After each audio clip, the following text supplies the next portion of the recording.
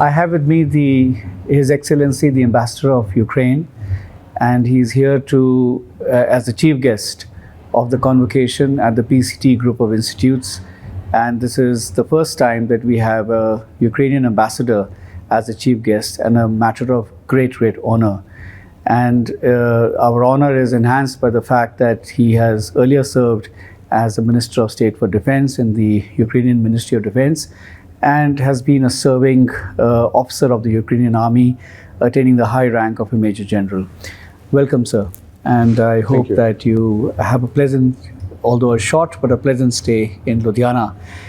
We are really honored to have you as our chief guest. And as I mentioned, this is the first time that we have an ambassador from Ukraine. It is all the more, what should I say, distinguished and honored that you are here as our chief guest, considering that you are unfortunately in the midst of fighting a war with a country that is 28 times your size. What impact has this had on the economy of Ukraine? Yeah. First of all, thank you very much that you give me such privilege to be the chief guest of the PCTI group of universities here, because it's a great honor. I'm for the first time in this particular region since I start my posting here last year, and it's a great pleasure and honor for me to be here for this special occasion for the graduation ceremony.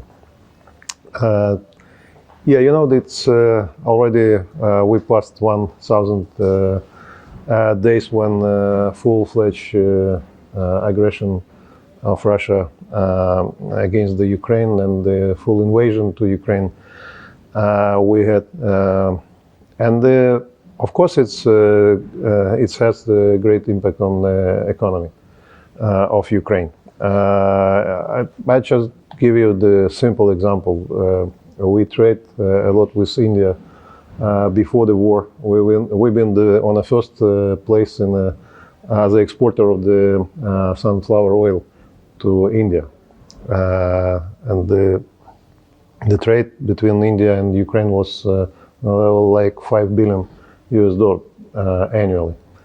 Now we actually have we lost the position on this market because all of the sources which we need to put now, it's the highest priority. It's a war, and we need to be sustained and resilient, and to keep the country safe and the population safe. So that is why we actually consuming a lot of our national resources and the resources which is coming from our partners, especially for this main aim to save the nation.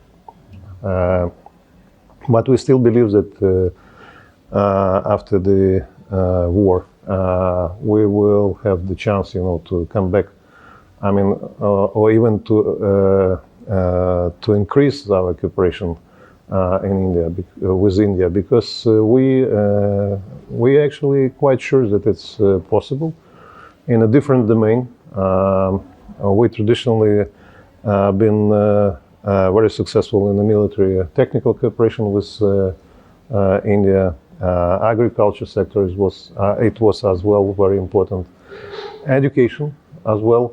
Before the war, it was like 22,000 Indian students in Ukraine.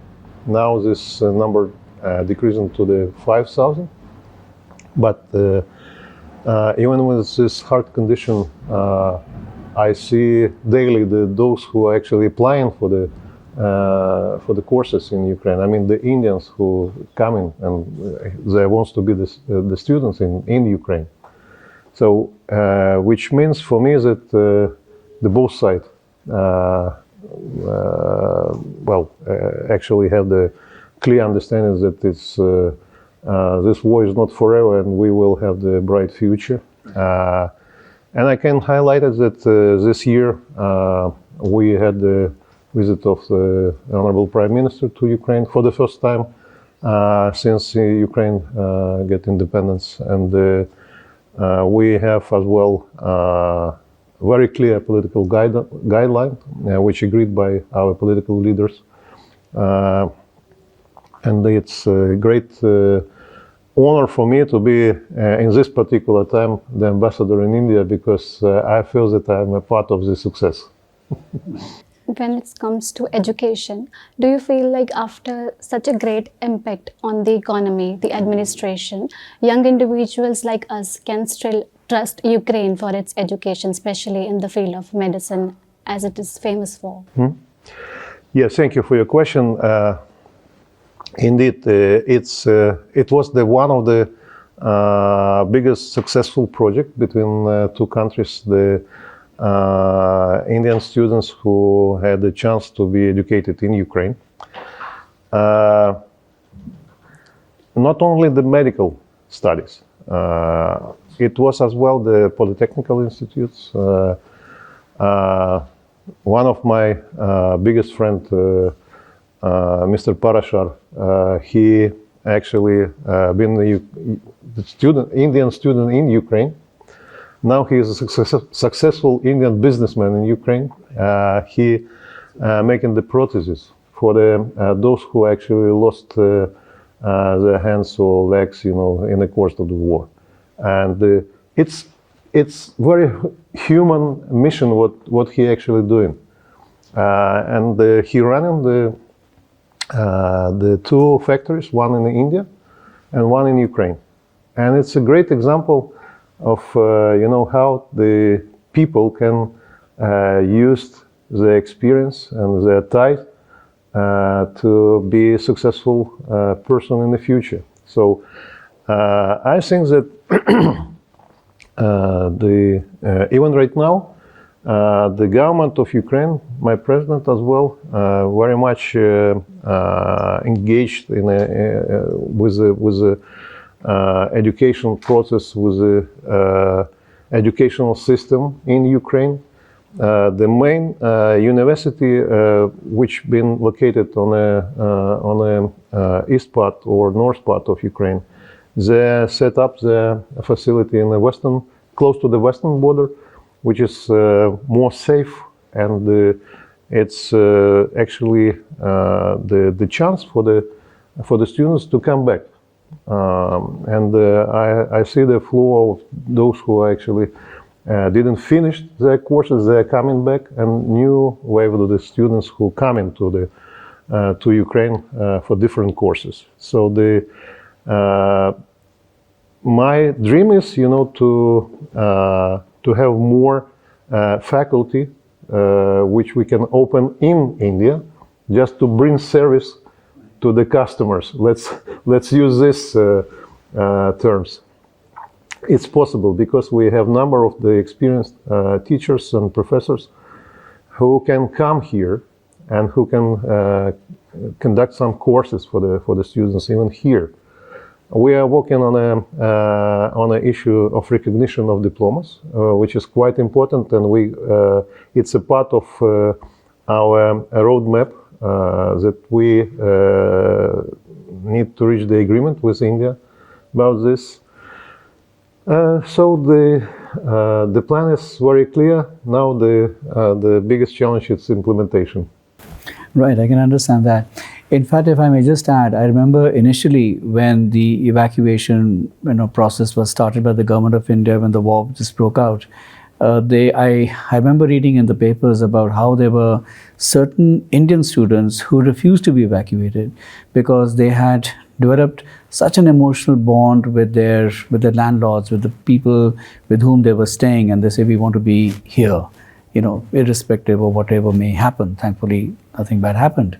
So that's good. It was a very positive thing, that how it wasn't that, let me just run away. They just wanted to stay on and be a part of that process. If I may ask you the next question, which is that do you think there could be a foreign policy change now that we have a new president in the US taking over next month in January? Do you think with President Trump there could be a change in the direction of how the war is going? Yes, thank you for this question. But let me just a little bit comment at your previous thesis, because indeed I was surprised with a number of those Indian students who wants to continue their studying in Ukraine. And probably you had the chance to read the one of the very personal story. It's my previous Minister of Foreign Affairs, Mr. Kuleba, during his evening walk with his dog, been hit by some big dog who actually attacked him, and he has some injuries as a result of this attack. And he been helped in the nearest local hospital by Indian intern. She provided to him all of the necessary help, and it was very touchable story. I mean, for everybody. It was published even what an amazing human interest story that is. Yeah. And this is what really what humanity is really all about. Yeah. You know, honestly. Definitely, you know, we such personal stories. We had a lot of them. Because even, you know, one student said that his father said that you are so dedicated now with Ukraine that you need to take the weapon and, you know, to go and fight and defend the country. Of course, we are not actually, we are not accepted them. Right. But, you know, it means that the solidarity of the Indians with the Ukrainians who fighting for their independence, like the India did it quite long time ago. And we have the same democratic system, and we are trying to protect our human rights and our right to be free. So it's we have this absolutely same democratic values which we are defending. India has the long story of democracy. We are just young democracy, but we demonstrate to the whole of world that we actually are able to defend country, to be resilient, even the enemy is so big. And just back to your question, we very much appreciate what our partners and allies did it since first day of the full invasion of Russian forces to Ukraine. Of course, it will be difficult to sustain without this support, and the US contribution is big, and believe me that we are very much valued the unwavering support which we have from the United States. On my previous position as a Deputy Minister of Defense, I met number of the delegation who actually visited Ukraine from the United States, from the Congress, and it was always bipartisan delegation, and it doesn't matter Republicans or Democrats. They demonstrate the full respect and responsibility for to continue provide the help to Ukraine, just because we are fighting again. I would like to highlight it for the common democratic values. We have our experience with President Trump during his previous cadency as the President of the United States, and he is different. But the last interaction between my president and President Trump demonstrates that we have no actually any concern about our future cooperation. The President Trump, he has his own approach. He is, I'm not going to comment it in some way, but he actually tried to push the European partners to be more involved, which is absolutely correct. And we as well have the great support from all of our European partners. It's true that nobody expected that such a scale of war can be even emerged in some day in Europe, which means that the Europe was just not prepared. I mean, for this war. But now, you know, everybody realized that the peace stability need to be protected, and we need to be ready for that. So this collaboration between or transatlantic link still strong, and it's now the discussion about the involvement of all of the partners, because it's not finished in one day. So you need to be prepared for the more long perspective, and sustainability, resilience need to be, ensured by the capacity for the production of necessary equipment. It's just a matter of the resources right now. Right. The Russian President Vladimir Putin yesterday has made a statement saying that he's willing for talks with Ukraine to try and reach a settlement. Is there a reaction yet from the Ukrainian government on what the Russian president has said? We're always ready to negotiate. I have my own experience because since 2019, I've been a part of the so-called Minsk group, and I led the group which been responsible for the security issues. Quite difficult to negotiate with the Russians because they are not consistent and they are always lying. And when you have such negotiation, it's difficult to be prepared that the next day your counterpart can change everything. It's a part of the so-called Kremlin diplomacy. My president was very clear. President Zelensky. His plan, peace plan, is very clear. 10 steps, which is covered all of the main problem which exists right now, like the nuclear security, food security, ecological security. It's not only about Ukraine.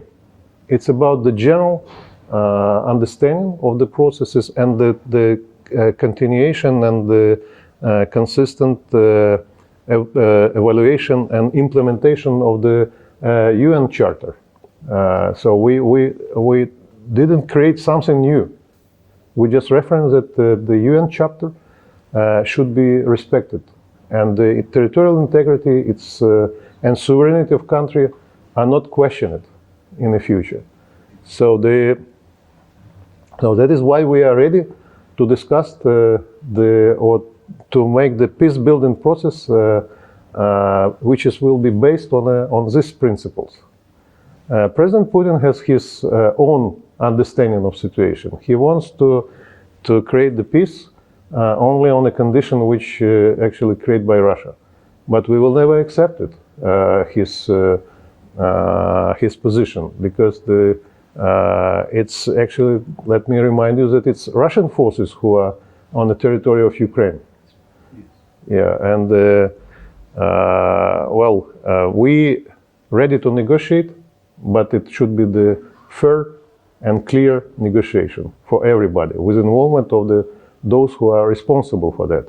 And we are looking for more bigger involvement of the Indian government in this process, because India is demonstrating now the leading role, and your booming economy, your growing respect in the world is is clear signal for everybody that India can manage the negotiation process as well. By the way, the Putin, once he actually mentioned it, that China, India, or Brazil can be those who can moderate the peace-building negotiation. But to be realistic, from this list, only India can be respected from the both sides. So that is why we actually very much appreciated that before the first peace summit, we had the great involvement of the National Security Advisor and all of the meetings which been conducted in the frame of the Copenhagen format. Finally, it's led us to the very successful first peace conference, which been run in Switzerland. Unfortunately, India not joined the final communique, but it doesn't mean that we have some contradiction in a position, because India as well always demonstrated that the territorial integrity and the sovereignty of country, it's the principle which is not should be challenged by somebody, taking into account your own security situation. I just have a couple of more questions, and Raksha might have a couple too. One is that with Pyongyang having sent troops to fight on the Russian side, is there a kind of an axis which is developing between Moscow, Beijing, and Pyongyang? And if so, is that a matter of concern? Should the world be concerned about that? Definitely yes, because it's elevating the war between Russia and Ukraine on a level of the even not a regional war, but a level of the world war, because those countries are involved directly. We have the physical presence of the North Korean soldiers on the battlefield.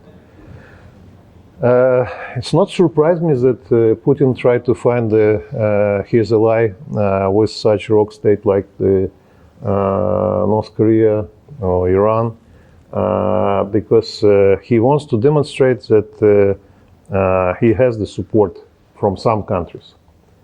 But if we will analyze the number who actually support to Ukraine or to Russia, it's a big difference. It's a big difference. Just recently, the General Assembly approved the two resolutions in support of the territorial integrity of Ukraine and the human rights protection in Ukraine. And I'm quite happy that more than 80 countries in the world directly support Ukraine from the list of 192, if I'm not mistaken. We have those who are abstaining, and we have only 11 or something like that who actually supporting the Russian position, which means that they're in a minority. They are not making the position stronger for the autocracy, for the tyranny, because just recent example in Syria shows us that if people led by the leader who are actually not taking care about his nation, the result is clear. He will be fired, and it's the destiny of the Putin in the future. Ukrainian refugees are not welcomed in every country, right? So what are some pressing challenges that Ukrainian refugees are facing in those countries, and how Ukraine is addressing those challenges and collaborating with those countries? It's a very interesting question. Thank you. Indeed, when war starts in a such scale in 2022, we have the huge wave of the refugees who actually left the country. More than 10 million out of the 45 left the country. Mainly it's women and kids. They have been accepted by, of course, by our neighbors, and we are very much grateful that countries like Poland, Czech Republic, Slovak Republic, I can continue this list, they took the main wave in the very first days. And by the way, the majority of the Indian students as well, they are left through the western border of Ukraine in that time. And now Well, it's a very good sign for me that now we have dispersed around the world about 6 million Ukrainians, which means that from this amount of 10 million, the 4 million decided, to come back, and because it was just the shock of the war, and they now realize that even during the war, you can live in some secure environment. That is why, again, we are actually quite convinced that and confident that Indian students will be protected when they are coming to Ukraine for their courses.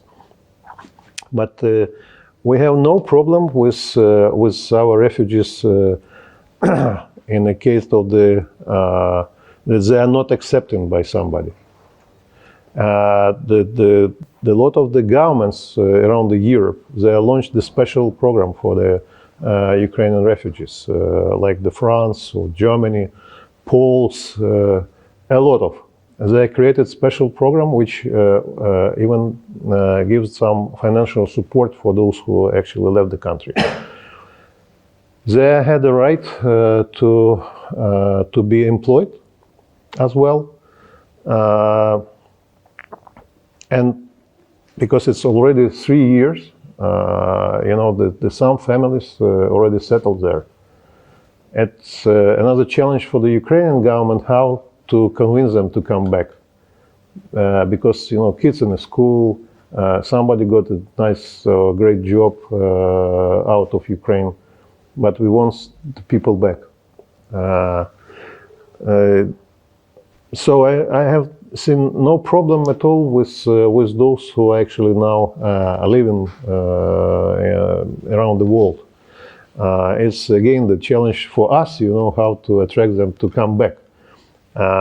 And because we as well need some employees, I faced with some new dynamic even in India, because a lot of the people the Indian workers looking for the job in Ukraine. And I have growing number right now, those who are applying for the visa to come to Ukraine to work. Even while the war is on. Even the war. And they clearly understood all of the risks, but as well, let me just remind you that war in Ukraine started not in 2022. It was in 2014 when Crimea was occupied. Yes. And I traveled a lot to the front line on my previous position. And I always been surprised, how people living close to the front line. Yes. Because you have the siren when you are actually going to your office, or you just support your kids to get to school, and suddenly it's a shelling. People hiding, and when it's finished, they continue, and it's what actually this part of Ukraine, which been not shocked by war before, been so frightened, I should say, in this moment. But now people realize that even during the war, you can safely live in the country, you can continue your study or to be employed in some companies. Doesn't matter. Life is not stopping. It's continuing. So that is why actually slowly, but we have even increasing level of the production in our industry right now. The biggest progress we have now, especially in the defense industry, because everything is actually concentrated and focused on especially on this domain. I guess I feel like the number of refugees coming back to the country again might depend on the relationship between the government and the people. Mm-hmm. And there has been a lot of protest in the favor of the democracy, especially after the 2014 when Russia occupied Crimea, if I'm pronouncing it right. Yeah. And how has the war changed the relationship between the government and its civil society now? Like, is there any change in the trust, or are they in the favor of the government now, the ruling one? Again, it's a very interesting question, you know, and I can tell you why. Because since we got independence in 1991, people was inspired by, you know, this feel of to be free and to live in a democratic society. We had a lot of debates inside of country about the future of Ukraine, about the defense system of Ukraine, how being able, you know, to protect the country, how we can do it. Nobody expected the war. The main priority was given to the peaceful development of in the country, and everybody associated their future with European Union and with democracy. And I can tell you that the Ukrainian passport is probably on a fifth in the rate of the passports around the world, because the Ukrainian citizen can travel it without any visa around the Europe and some other countries. It's a very strong passport. Yeah, and the youngest generation of Ukrainians, they don't want, you know, to live in a condition like their grandparents during the Soviet time, because they're looking to the future, when it's freedom of movement, when you can select the university for your study in India or in United States, in the UK, and you have the free access to that, you know, and of course, finally, it was just the idea that for the economic security, we need to be associated with the European Union. For the military security, because Ukraine lost its nuclear power in 1994, it was the agreement, so-called Bucharest Memorandum, was given to us guarantee from the main players like United States, United Kingdom, Russia, and China later on joined this agreement, that Ukraine will be never treated or threatened by neighbors, not economically, not militarily. So everybody believe that it's international order, and we can live peacefully. But then war starts, you know. War starts not because the Ukraine wants this war. It's because the government of Yanukovych in 2014 decided that they can change the human will or national will to be the part of the Europe. They stopped the process, and it was, of course, the protests in the middle of streets. Youngest generation of Ukrainians wants to protect themselves. Yeah, and they have been just simply killed, beaten by in a very forced way. So that is why it's, you know, initiated the much bigger protests, and Russia, of course. It's not a conspiracy. They have been directly involved in the process. Their support to this regime of Yanukovych.